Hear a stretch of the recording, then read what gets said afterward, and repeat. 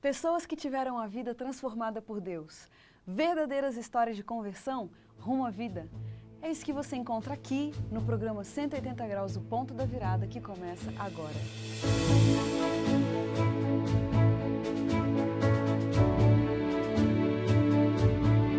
Quando sentimos o toque de Deus na vida, uma mudança acontece.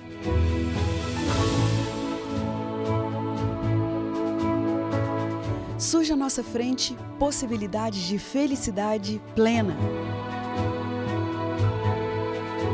O toque de Deus restaura, renova, refaz.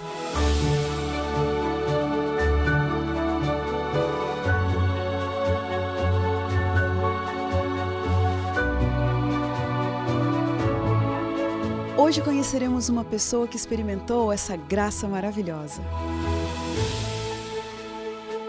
Ela vai nos contar sobre essa mudança de 180 graus que lhe trouxe paz.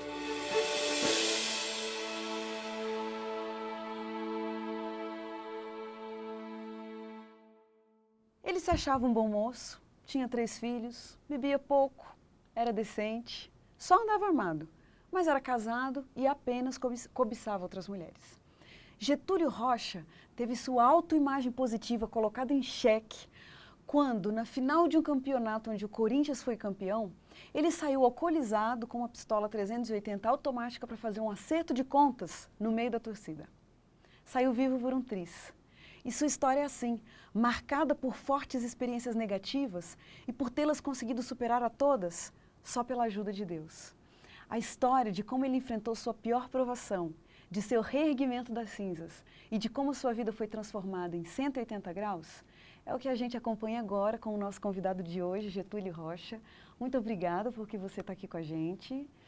Getúlio, o que será que leva uma pessoa, fica imaginando, o que leva uma pessoa em sã consciência a sair num dia de final de campeonato com uma arma para fazer acerto de contas no meio de uma torcida? Tudo bem, Cristiane? Tudo bem. Olha, o que leva, nem eu sei. Eu sei te dizer Loucura! que não é sã consciência, exatamente. Porque na minha consciência da época, me achava um bom moço. Como você falou, um bom moço que andava armado, porque eu não era um bandido, mas achava que andar com arma era normal. Eu bebia, achava que bebia socialmente, como muitas pessoas pensam, mas isso tira a gente do normal também.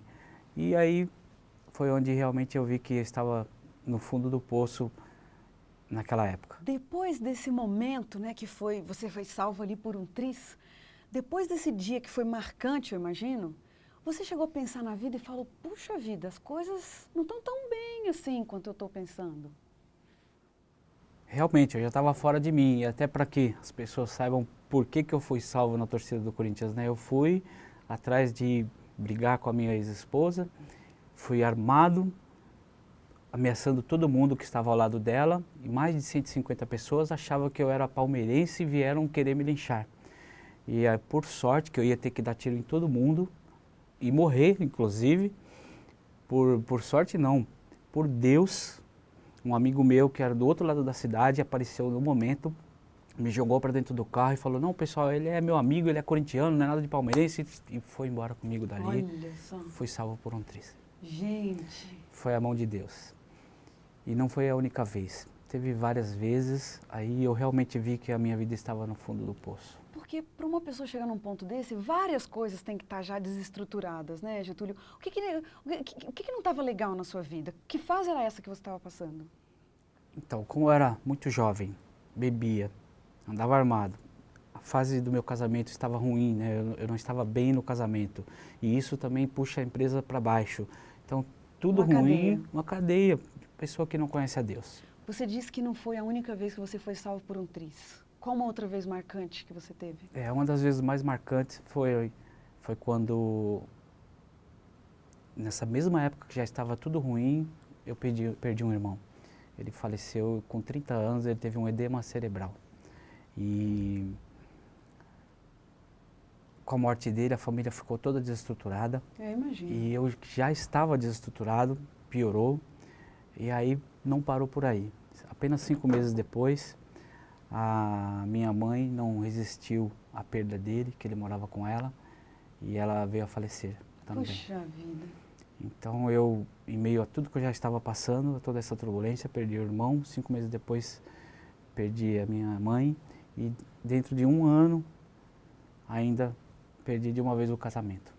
Aí onde veio a separação e aí eu caí de vez no fundo do poço. Então eu só pensava em fazer besteira, dentre elas me vingar, ir atrás da minha ex-mulher, querer matar, ir atrás das pessoas que eu achava que era meu inimigo.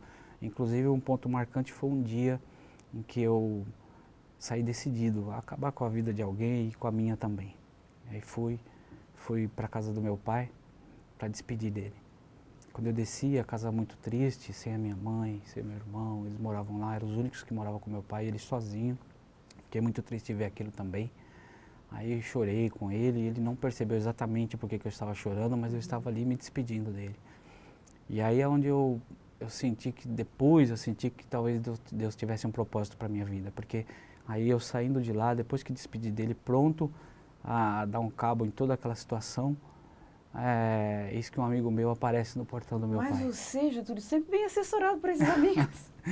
Olha, o que esse amigo fez com você nesse dia? Então esse é um amigo chamado Gilberto, ele bateu no portão e falou: ô Getúlio, você está por aí? Eu via passando por aqui e vi seu carro e resolvi parar para ver se você está bem. Ai, que hora para ele te fazer essa pergunta? Então, e aí esse meu amigo... Você foi salvo por um triz por causa dessa visita desse amigo. Exatamente, ele passou o dia comigo, chegou a me levar até para ver meus filhos na casa da minha ex-sogra e foi o que fez passar tudo aquilo Poxa naquele dia e foi salvo de fazer isso. Um amigo usado por Deus. Com certeza. Getúlio, numa fase dessas que a pessoa está passando, né? Você não pensou em buscar Deus, buscar alguma religião, né? Buscar o lado espiritual para se fortalecer, porque é muita perda, né? Com certeza. Eu não pensei em buscar Deus, mas olha, acredite, Deus me buscou. Aí eu estava morando sozinho na Vila Mariana e à noite eu chegava das baladas e aí não queria dormir direto, né, para não ficar no escuro sozinho, eu ligava as TVs e à noite, geralmente vários canais, a gente vai passando, muitos canais têm programas religiosos, né? E aí eu assistia um, assistia o outro, então eu sentia Deus falando comigo, mas eu não estava atrás. Mas Deus conseguiu ali já abrir uma portinha para algo que pudesse vir. Como que foi de fato que você teve um encontro com Deus? Olha, eu tive um encontro com Deus, Ele colocou um anjo na minha vida. Eu saindo de um coquetel de uma empresa, do ramo da minha empresa, tinha uma pessoa, uma moça chamada Luciana, que estava esperando uma amiga, aí eu a conheci, aí ficamos amigos, e depois namoramos, e ela hoje é minha esposa, e ela é uma adventista de berço, ela é uma pessoa religiosa desde criancinha. E essa adventista de berço foi corajosa em namorar um rapaz na condição que você estava naquela época, né? Que coisa, como que foi? Porque uma pessoa pode pensar, ele estava interessado nessa moça, então ele acabou aceitando a religião por causa dela, né? Como que foi essa coisa mesmo da sua conversão? Então, eu não digo nem que a princípio, talvez nem a princípio, talvez eu tenha aceitado a religião por causa dela. Eu, claro, gostei delas desde o princípio, porém, quando ela me apresentou, aquela janelinha já estava começando a ser aberta, né? Tanto por eu ter sido salvo algumas vezes por Deus, quanto as coisas que eu ouvi Ele falando para mim, através de programas de TV. E aí o resto eu ouvi na igreja. Então você vai saber no final da minha história que eu não fui convencido, realmente eu fui convertido, porque foi essa conversão que fez da minha vida uma grande esperança. Então eu tenho uma grande esperança em Deus, Deus me dá o refrigério na alma, como está nos Salmos. E aí já veio me seguindo o versículo 4 do Salmo 23, né? Que mesmo que eu ande no vale da sombra da morte, não temerei mal algum, porque Tu estás comigo. Então, espera lá, que eu estou entendendo o que você está querendo dizer. Né? Você disse agora, mesmo que eu ande pelo vale da sombra da morte. Puxa vida, você não estava vindo no vale da sombra da morte? Você está me dando a entender que ainda o vale da sombra da morte ainda estava por vir? Eu não esperava isso, porém, geralmente quando a gente fala em conversão, né? É dali para frente, nossa, aí ficou rico, a empresa subiu e aconteceu isso. De fato, muitas coisas boas nesse sentido aconteceram. Porém, talvez a melhor coisa que eu recebi, cada um recebe Deus de uma forma. Tenha sido justamente esse recado que Deus já tinha deixado para mim. Não tema, eu estarei contigo. Que aí, como eu estava já vivendo um pedacinho do céu aqui na terra, de conhecer uma esposa cristã, meus filhos conheceram um lar de verdade, começaram aí, montaram a empresa deles, e assim o tempo passando, né, eles crescendo, eu me batizei, né, para poder casar, e aí veio o tempo passando, e aí tudo parecia muito bem. Mas como ainda existia todo um passado, né, que nós tivemos, meus filhos foram criados no meio de amigos que não eram da igreja. E aí um dos meus filhos, que inclusive é o que mais acompanhava a gente na igreja, o Diego, ele conheceu esse mundo das drogas, né? E ele chegou a provar, e aí, como muitos sabem, isso é uma doença. Então aí ele começou a ter dificuldades para largar. Mas ele largava, ele parou por muito tempo. E ele ia para a igreja com vocês? Para a igreja, lutando contra, se converteu, se batizou. Ele ter se batizado foi para mim a maior bênção de todas. Eu imagino. A maior bênção de todas hoje, com certeza. Então, ele se batizou. E aí nós continuamos nessa luta, né? Teve vezes de eu ir para a igreja e pregar até, e cadê o Diego? A gente não sabia dele, não veio para a igreja, por quê? E aquela preocupação. E aí fomos vivendo... Se teve uma recaída. Exatamente. E aí, um certo dia, nós deixamos eles aqui, fomos fazer uma viagem parte de negócio e parte a passeio. Tinha um festival, o Festival de Cannes, que tem a ver com a minha empresa, então eu fui lá na feira de negócios e deixei eles aqui, trabalhando na empresa deles. Aí foi eu, a minha esposa, a filha dela, né? E o meu bebezinho, que Deus me deu um bebezinho do novo casamento. Mais uma bênção. É 5 uma bênção. filhos. Você já ouviu falar que Deus sabe do fim antes do princípio, né? Então Deus falou, olha, está aqui esse bebezinho que esse vai te dar muita força. Então, aí foi com o meu bebezinho, fomos para Cannes, e depois da feira de negócios, 5 dias depois, nós fomos para Londres a passeio. Aí, depois de 2 dias, acho que 2 dias que estávamos em Londres... Então, a gente vai só dar uma paradinha aqui, Getúlio, na nossa conversa, 1 minutinho, e daqui a pouquinho a gente continua. E você percebe, quem está com a gente hoje é o Getúlio Rocha, e ele falando de uma fase muito conturbada que teve em sua vida, depois encontrou a Cristo, a sua vida começou a ressurgir, mas agora ele está prestes a mostrar para a gente de mais uma provação que ele teve, uma provação muito grande. E depois no intervalo a gente vê a continuação dessa história e como sua vida foi realmente mudada em 180 graus.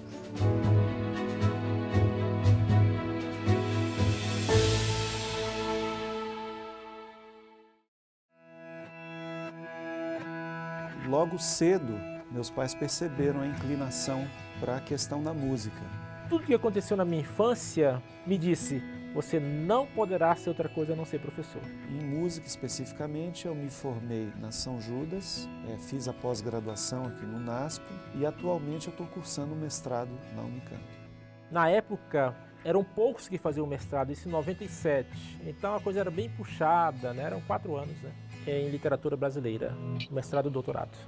Eu tive a oportunidade de participar do ministério dos principais grupos musicais adventistas no Brasil. Tudo aquilo que se aprende em psicologia, em pedagogia, de que a primeira infância determina a vida da pessoa, de fato, determina sim. Meu nome é Lineu Soares. Meu nome é Afonso Cardoso. E eu sou o NASP. Eu sou o NASP.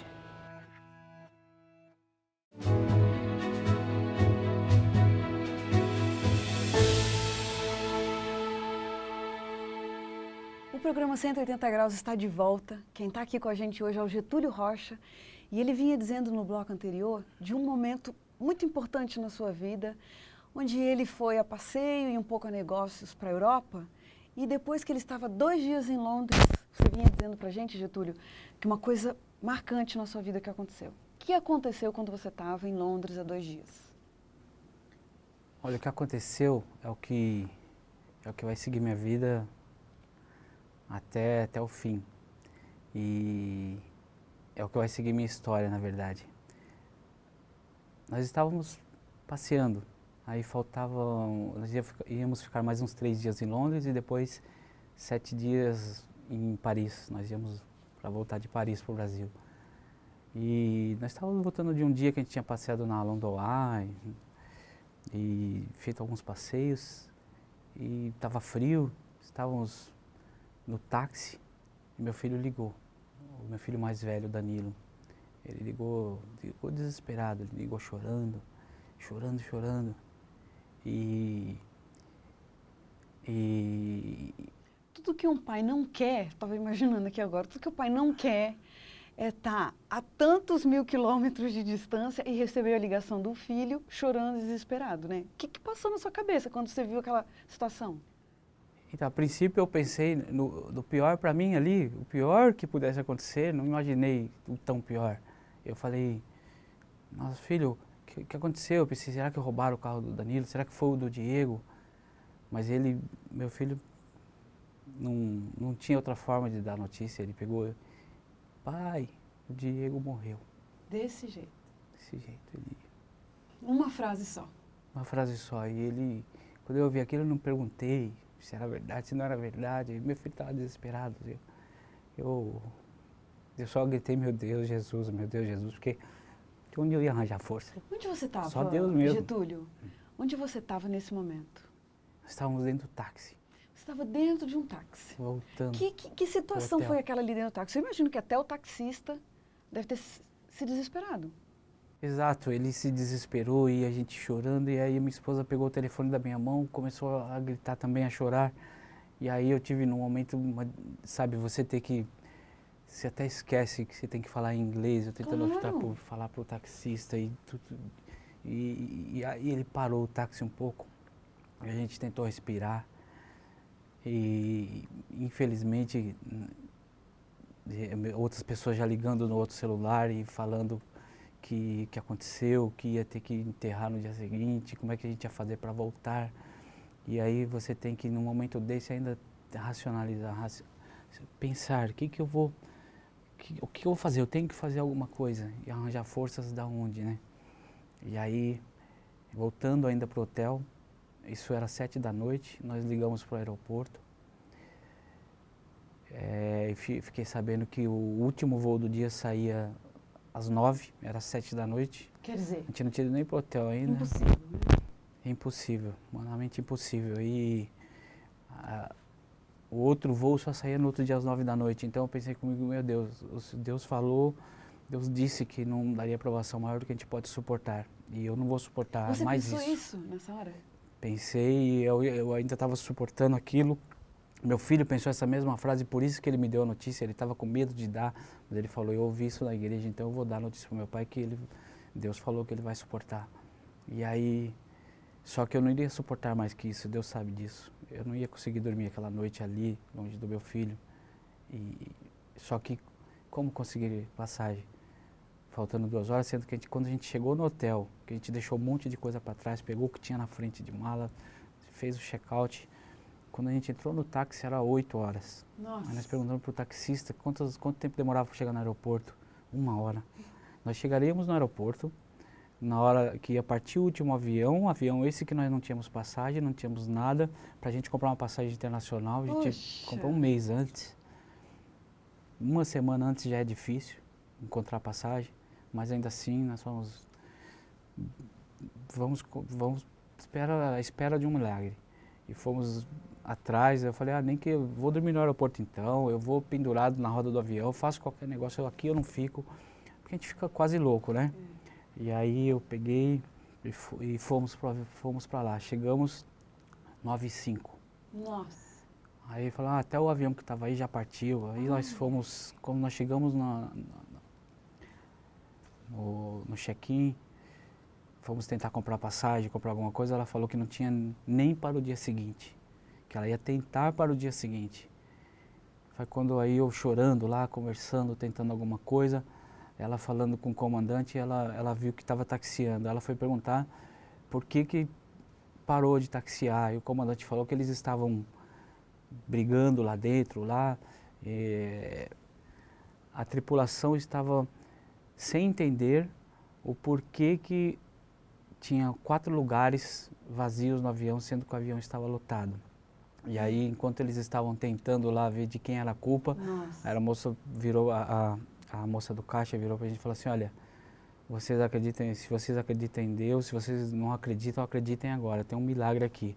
Vocês estão em 4 pessoas e tem 4 lugares inexplicáveis dentro do avião. Poxa vida. Aí conseguimos, até o avião já estava, precisamos da Polícia Federal nos acompanhar, era o último voo, não tinha mais nada Quer dizer, lá. foi um milagre, né? Foi um milagre. Agora, Getúlio, eu preciso que você me responda uma pergunta.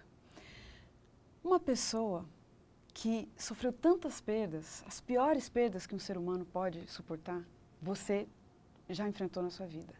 Agora, o que eu quero saber é como que uma pessoa continua acreditando em Deus, confiando em Deus e tendo certeza do amor e do cuidado de Deus para com ela, se essa pessoa perdeu tudo de mais precioso. Como que você administrou essa situação?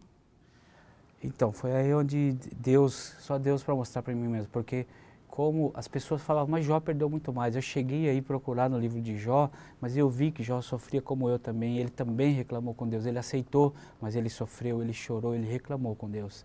E foi o que eu fiz e o que me salvou, o que me trouxe a esperança. O que te trouxe a esperança? Deus não colocou um, mas Ele colocou, olha, mais de 50 anjos, mas muito firmes e muito fortes em cima de mim.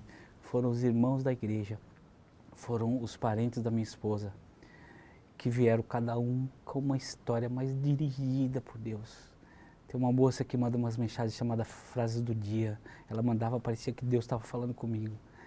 Os irmãos da igreja, o funeral do meu filho no outro dia, eu nunca vi na minha vida um funeral tão cheio. Tinha mais de 300 pessoas. Pessoas desde a minha infância, de todos os lugares, de trabalho, de tudo, sabe? Era Deus me acolhendo. E desde ali, desde as mensagens, até o meu advogado, que foi uma das mensagens importantes para mim, que não é da igreja, ele conhecia meu filho, ele ligou e falou assim, não, eu liguei para ele para falar, né, saber se ia ter que fazer inventário alguma coisa, liguei uns 3 dias depois, o que eu precisava fazer em questão de documento, para ele me ajudar a pensar. Aí contei para ele, meu Deus, que coisa triste. Aí ele ficou um pouco calado e falou para mim assim, você vai ter que ser humilde. Aí eu falei, aí em 7 de segundo eu pensei comigo assim, puxa, tanta coisa para ele falar, mas tanta coisa para ele me dizer, para me confortar. O doutor me fala que eu tenho que ser humilde, ele está falando qualquer coisa para mim, não é possível. Aí ele continuou, você tem que ser humilde para com o nosso Deus, para aceitar os desígnios que Ele tem para a nossa vida. Quem somos nós para dizer o que Deus tem que fazer? Se tem que deixar um vivo, tem que deixar o outro, um tem que ir mais cedo, o outro tem que ir mais tarde. Nós não somos nada, nós temos um Pai que temos que aceitar o que Ele manda para nós. E aí, vindo dele, aí eu desliguei o telefone e... Isso foi um conforto para você? Foi como este, e tive mais de 50. Tive muitos que não dá para relatar aqui agora. E sabe o que eu fiz? Com todos esses confortos, eles foram mais tão grandes mesmo, eles me trouxeram uma esperança tão grande, que até eu vou, antes de mostrar o que me fez essa esperança, falar só quando alguém me perguntar, que pessoas perguntam o que você perguntou, assim, poxa, mas pergunta até de forma mais direta, mas se Deus não salvou seu filho das drogas, Deus não fez o que você queria, como é que você ainda confia tanto em Deus e fala tanto dele? Sabe o que eu falo para elas? Eu falo, Deus salvou meu filho.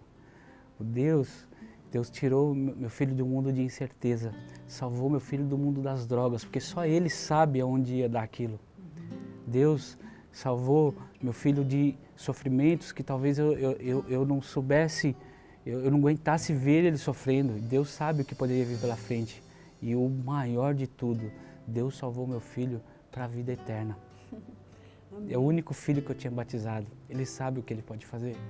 E meu filho, e Deus está lá na palavra de Deus, que a grande esperança que eu tenho, né? Que eu tenho certeza que meu filho, porque no momento que ele morreu na verdade de um edema pulmonar, tá? Ele foi em sequelas do problema das drogas, ele não morreu da droga, ele não foi uma overdose, não foi nada disso. Foi um edema pulmonar, no momento ele estava são, sóbrio. Eu tenho certeza que ele teve um encontro com Deus. Getúlio, você é uma pessoa que sabe o que é sofrer. E você aproveitou isso para dar força para as outras pessoas e escreveu um livro, né? Mostra pra gente. Exatamente. Então, todas livro. essas mensagens, toda essa esperança, foram tantas que eu achei que seria egoísmo da minha parte guardar só para mim. Porque tem pessoas que passam por muito menos do que eu passei e se entregam. Ficam com depressão, perdem a esperança, não conhecem o nosso Jesus. Sim, então, isso. eu escrevi esse livro, chama Momentos de Reflexão. Foram as reflexões que eu tive, que eu recebi das pessoas. Relatos de um pai. Maravilha. E esse livro, na verdade, ele já tem trazido retorno da esperança que eu consegui passar. Então, você vê que não foi em vão. Então, o meu filho, ele morreu e por causa da morte dele, também tem pessoas conhecendo Jesus, sabendo do sacrifício que Jesus fez por nós, entendeu? Amém. Então, é isso, e essa é a minha grande esperança hoje. Esse é o trabalho que eu faço e talvez eu não tivesse, esse é a grande virada. A grande virada da sua vida. Exatamente. Eu talvez não estivesse trabalhando tanto, falando de Deus com tanto amor e com tanta esperança de que não é nesse mundo que eu vou ser 100% feliz e vai ter um mundo que eu vou estar 100% feliz quando Jesus entregar meu filho nos braços. E aí, talvez se não tivesse tudo isso acontecido, eu não teria tanta esperança. Talvez, quem sabe, até eu me perdesse. Mas... Getúlio, a gente tem umas perguntinhas rapidinhas. Posso te fazer umas perguntas? Claro. E você me fala o que vem à sua mente. O que vem à sua mente quando você ouve a palavra vida? Vida eterna. Beleza. O céu. Sofrimento. Essa vida. Perdão. Jesus. Um privilégio. Ter conhecido Jesus. Um pedido.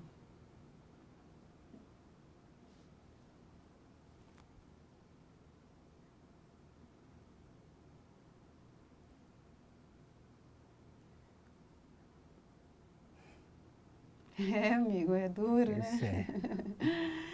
Uma grande verdade. A verdadeira esperança está em Jesus. Uma grande mentira.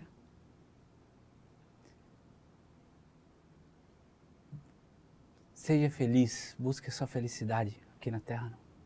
Liberdade. Verdade, conhecer a palavra, ela te liberta. Deus. É amor de verdade, é Pai. Um versículo da Bíblia que te acompanha. Aqui, ó. Hoje é esse. E Deus enxugará de seus olhos toda a lágrima.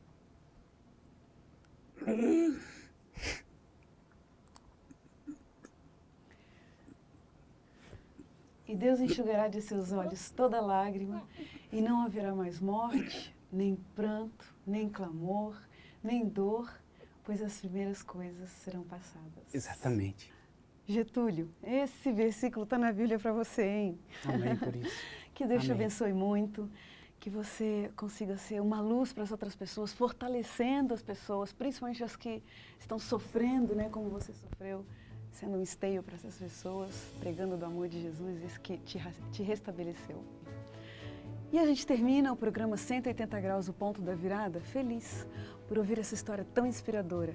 E como diz o texto bíblico, era preciso que nos regozijássemos e nos alegrássemos, porque esse teu irmão estava morto e reviveu, estava perdido e foi achado. Um grande abraço para você e até o próximo programa.